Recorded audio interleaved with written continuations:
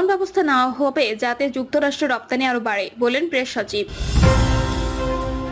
রংপুরে বিএনপি দু গ্রুপে রক্তক্ষয়ী সংঘর্ষ, আহত 15। জানাবো মোদির প্রশংসায় পঞ্চমুখ বিএনপি, ন্যাক্কারজনক ভূমিকায় হতবাক বিক্ষুব্ধ নেটিজেনরা। এবং সর্বশেষ জানাবো ঈদ শেষে ট্রেন যাত্রায় জনস্রোত, ছাদে চড়ে ঢাকায় ফিরছেন যাত্রীরা। শুনছিলেন সংবাদ শিরোনাম, এবারে বিস্তারিত। এমন ব্যবস্থা নেওয়া হবে যাতে যুক্তরাষ্ট্রে রপ্তানি আরো বাড়ে, বলেন প্রেস সচিব।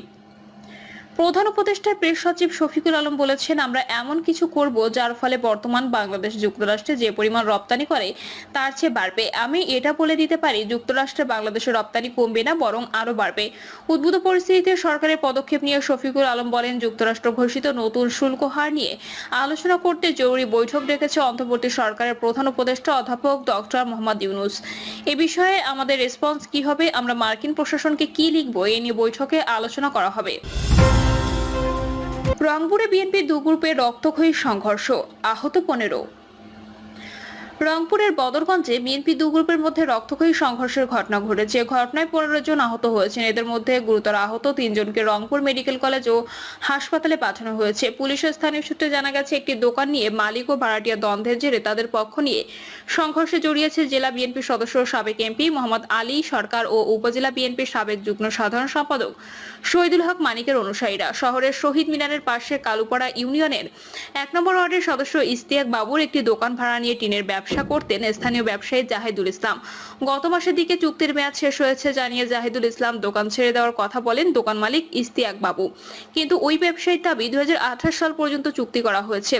এ নিয়ে দ্বন্দ্বের এক পর্যায়ে ঈদের পরের দিন দোকানে তালা লাগিয়ে দোকান বন্ধ করে দেন মালিক ইস্তিয়াক বাবু। এই ঘটনায় দোকান মালিক ইস্তিয়াক বাবুর পক্ষে মোহাম্মদ আলী সরকার ও ব্যবসায়ী জাহিদুল ইসলামের পক্ষ নেয় শহীদুল হক মানিক। মোহাম্মদ আলী সরকারকে কটূক্তি করে ফেসবুকে পোস্ট দেন শহীদুল হক মানিকের ছেলে ও জেলা স্বেচ্ছাসেবক লীগের সদস্য তানভীর আহমেদ তাওয়াল। এতে ক্ষিপ্ত হয় মোহাম্মদ আলী সরকারের অনুসারীরা। এদিকে দোকান মালিকের বিরুদ্ধে শনিবার সকালে মানববন্ধনের আয়োজন করেন ব্যবসায়ী জাহিদুল ইসলাম। এ সময় মোহাম্মদ আলী সরকারের অনুসারীরা মানববন্ধনের ব্যানার কেড়ে নিলে শুরু হয় দু গ্রুপের সংঘর্ষ। এতে আহত হন দুপক্ষের 15 জন। মোদির প্রশংসায় পঞ্চমুখ বিএনপি, ন্যাক্কারজনক ভূমিকায় হতবাক বিক্ষুব্ধ নেটিজেনরা। শহীদ প্রেসিডেন্ট জিয়াউর রহমানের কালজয়ী নেতৃত্বে ভারত বিরোধী সেন্টিমেন্ট নিয়ে যাত্রা শুরু করা বিএনপি দেশপ্রেমিক জনগণের মাঝে ব্যাপক জনপ্রিয়তা ভোগ করে আসছে। কিন্তু 5ই আগস্ট দিল্লির সেবাদাস দল ফ্যাসিস্ট আওয়ামী লীগের পতনের 7 মাস পর আজ ভারত ইস্যুতে বিএনপি নেতাদের ন্যাক্কারজনক ভূমিকা নিয়ে ব্যাপক উদ্বেগ উৎকণ্ঠা দেখা দিয়েছে সামাজিক যোগাযোগ মাধ্যমে। দলটির কিছু শীর্ষ নেতার হঠাৎ করে উগলে ওঠা ভারত প্রেম ও আওয়ামী লীগের ভারতীয় দাসত্বের বিকল্প হয়ে ওঠার প্রকাশ্য প্রচেষ্টা ব্যাপক ক্ষুব্ধ ও হতবাক করেছে দেশপ্রেমিক বাংলাদেশিদের। ইদানিং প্রায় বিএনপি নেতাদেরকে ভারতের সুরে কথা বলতে শোনা যায়, ভারতকে খুশি রাখার নীতি মেনে চলতে দেখা যায়। দিল্লি হাসিনাকে পুনর্বাসনে বাংলাদেশের বিরুদ্ধে নগ্নভাবে আগ্রাসন ও প্রোপাগান্ডা অব্যাহত রাখলেও এটা নিয়ে আর তেমন মাথা ঘামাতে দেখা যায় না তাদের। বিএনপির এসব নেতার ভাব এমন যে হঠাৎ শত্রু ভারতে বাংলাদেশের বন্ধুত্বে পরিণত হয়েছে অথবা তাদের সাথে কোনো গোপন চুক্তি হয়েছে, যার কারণে চিরাচরিত চরিত্র বদলে ফেলেছেন তারা, যা ক্ষুব্ধ করেছে দিল্লির আগ্রাসন বিরোধী ছাত্র জনতা ও 24-এর অভ্যুত্থানের পক্ষের শক্তিকে। গত মাসের শেষ সপ্তাহে চীন সফরকালে ডক্টর ইউনূস মন্তব্য করেছিলেন, ভারতের পূর্বাঞ্চলে অবস্থিত 7 সিস্টার্স নামে পরিচিত 7টি রাজ্য সম্পূর্ণরূপে ল্যান্ডলকড, সমুদ্রের সঙ্গে তাদের যোগাযোগের কোনো উপায় নেই। আমরাই এই অঞ্চলের জন্য সমুদ্রের একমাত্র অভিভাবক। ডক্টর মোহাম্মদ ইউনূসের সাম্প্রতিক বক্তব্য নিয়ে ভারত জুড়ে তীব্র প্রতিক্রিয়া দেখা দিয়েছে। ডক্টর ইউনূসের 7 সিস্টার্স মন্তব্যে ভারতের ত্রিপুরা রাজনৈতিক দল টিপ্রামথার প্রদ্যোৎ মাণিক্য আর আসামের মুখ্যমন্ত্রী হিমন্ত বিশ্ব শর্মা যেন বাংলাদেশের বিরুদ্ধে বিষোদ্গারের প্রতিযোগিতায় নেমে পড়েন। দুই নেতা স্বাধীন সার্বভৌম বাংলাদেশের বিরুদ্ধে উদ্যতপূর্ণ মন্তব্য করেন। মাণিক্য নরেন্দ্র মোদীকে পরামর্শ দিয়ে বলেছেন, দিল্লি ভারতের উত্তর পূর্বাঞ্চলের সঙ্গে মূল ভূখণ্ডের সংযোগ স্থাপন ও নিয়ন্ত্রণের জন্য শত শত কোটি টাকা খরচ না করে বরং বাংলাদেশের সেই অংশগুলো দখল করে নিক, যা সবসময় ভারতের অংশ হতে চেয়েছে। গুরুতর এই ইস্যুতে বিএনপি শীর্ষ নেতাদের কোনো প্রতিবাদ করতে দেখা যায়নি। সমালোচকরা বলছেন, তাদের এখনকার মন্তব্য বিবৃতিতে কেবল দ্রুত নির্বাচন নিয়ে দাবি ও উদ্বেগ উৎকণ্ঠা জানাতে দেখা যায়।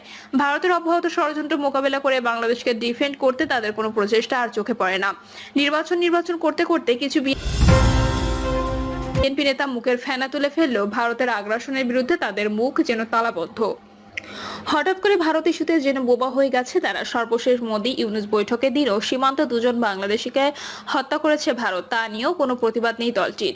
অন্যদিকে অন্তর্বর্তীকালীন সরকারের প্রধান উপদেষ্টা ডক্টর মোহাম্মদ ইউনূসকে যেন একাই ভারতের আগ্রাসনের বিরুদ্ধে আন্তর্জাতিক অঙ্গনে সংগ্রাম করে যাচ্ছেন। বাংলাদেশকে কিভাবে সকল ক্ষেত্রে বিশ্বের বুকে মাথা উঁচু করে দাঁড় করাতে হয় তার প্রাণপণ চেষ্টা করে যাচ্ছেন। ভারতের কাছ থেকে সকল পাওয়া কড়াই গঞ্জায় বুঝে নিতে বদ্ধপরিকর তিনি। দুর্ভাগ্যজনকভাবে এসব ক্ষেত্রে বিএনপি সহযোগিতা না করে উল্টো নির্বাচনের জন্য চাপ সৃষ্টি করে ডক্টর ইউনূসকে যেন ভারতের পরিকল্পনায় কোণঠাসা করে রাখতে বদ্ধপরিকর, এমন মন্তব্য করেছেন অনলাইন অ্যাক্টিভিস্টরা। সর্বশেষ বিমস্টেক সম্মেলনের ফাঁকে ব্যাংককে বাংলাদেশ ও ভারতের সরকার প্রধানের মধ্যকার বৈঠক অনুষ্ঠিত হয়। এই বৈঠকে ভারতের প্রধানমন্ত্রী নরেন্দ্র মোদীর সঙ্গে প্রথমবার দ্বিপক্ষীয় বৈঠকে গণহত্যাকারী হাসিনাকে ফেরত চাওয়ার পাশাপাশি তার বিরুদ্ধে বিদ্বেষমূলক কথাবার্তা ছড়ানোর অভিযোগ তুলে তাকে থামাতে বলেন প্রধান উপদেষ্টা। সেই বৈঠক বাংলাদেশে তার বিরুদ্ধে মানবতা বিরোধী অপরাধের অভিযোগ, গঙ্গা ও তিস্তার পানি বন্টন চুক্তি, সীমান্ত হত্যা ও দুই দেশের সম্পর্ক নিয়েও আলোচনা হয়েছে। মোদীকে স্মরণ করিয়ে দেওয়া হয় হাসিনা বাংলাদেশকে অস্থিতিশীল করতে বিভিন্ন মাধ্যমে বিদ্বেষমূলক মন্তব্য করে আসছেন, যেটা মনে হয় ভারতের আতিথেয়তা লঙ্ঘন। তিনি বাংলাদেশের অন্তর্বর্তী সরকারের বিরুদ্ধে ধারাবাহিকভাবে মিথ্যা ও বিদ্বেষমূলক অভিযোগ করে আসছেন। প্রধান উপদেষ্টা বাংলাদেশের পক্ষ থেকে গুরুত্বপূর্ণ সবগুলো বিষয় উত্থাপন করেন, কোনো ক্ষেত্রেই মোদীকে ছাড় দেননি তিনি।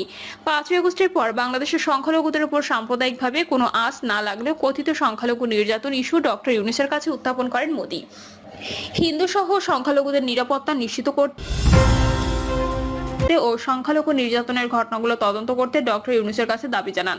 এ বিষয়ে প্রধান উপদেষ্টা সাফ জানিয়ে দেন, সংখ্যালঘু নির্যাতনের খবরের বেশিরভাগই ভুয়া। সংখ্যালঘু নির্যাতনের অভিযোগ অনুসন্ধানে ভারতীয় সাংবাদিকদের তিনি আমন্ত্রণ জানান।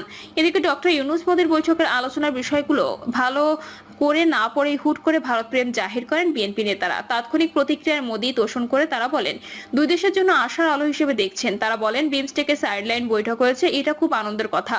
আমরা মনে করি যে ভূ রাজনীতি এবং বর্তমান বিশ্ব রাজনীতির যে প্রেক্ষাপট এবং বাংলাদেশ ভারতের এই অঞ্চলের যে প্রেক্ষাপট, সেই প্রেক্ষাপটে আমাদের প্রধান উপদেষ্টা ডক্টর ইউনূস এবং ভারতের প্রধানমন্ত্রী মোদী সাহেবের বৈঠকটা আমাদের সামনে একটা আশার আলো তৈরি করেছে। বিএনপি নেতাদের এই মন্তব্যে ক্ষোভে ফেটে পড়ে নেটিজেনরা। সমালোচকরা বলছেন, ইদানিং কিছু বিএনপি নেতার উদ্দেশ্য থাকে কথায় কথায় মোদী তোষণ করা, ভারত অখুশি হয় এমন কর্মকাণ্ড এড়িয়ে চলা, যার কারণে কোনো ইস্যু ভালো করে না বুঝে অথবা হয়তো ভারতের সাথে গোপনে আঘাত করে তারা ভারত প্রীতি জাহির করেছেন। ফেসবুক ব্যবহারকারী আবু মোহাম্মদ মোদী তোষণের বিরুদ্ধে ক্ষোভ জানিয়ে লিখেছেন, বিএনপি যে নিশ্চিত ভবিষ্যৎ ইন্ডিয়ান দালালি করবে এটা তার এই বক্তব্য থেকে সুস্পষ্ট। তারা ক্ষমতায় আসার জন্য ইন্ডিয়ার দিকে তাকিয়ে আছে, জনগণের প্রতি বিন্দুমাত্র আগ্রহ নেই তাদের। তারা সরকার গঠন করলে পুনরায় ইন্ডিয়ান আধিপত্য বিস্তার হবে। আলিশ আহমেদ লিখেছেন, নৌকার মাঝি যদি বিবেক বুদ্ধিমান সহজে গন্তব্যস্থানে পৌঁছাইয়া দিতে পারে, তেমনি শহীদ প্রেসিডেন্ট জিয়াউর রহমান জাতিকে সঠিক পথে নিয়ে যেতে চেয়েছিলেন। হঠাৎ দেশ বিদেশি ষড়যন্ত্রের মাধ্যমে বাধা হয়ে দাঁড়ায়। ডক্টর ইউনূস সাহেব 5 বছর ক্ষমতায় থাকলে ভারতীয় দালাল ও চাঁদাবাজরা পদ্মা, মেঘনা, যমুনা জলে অটোমেটিক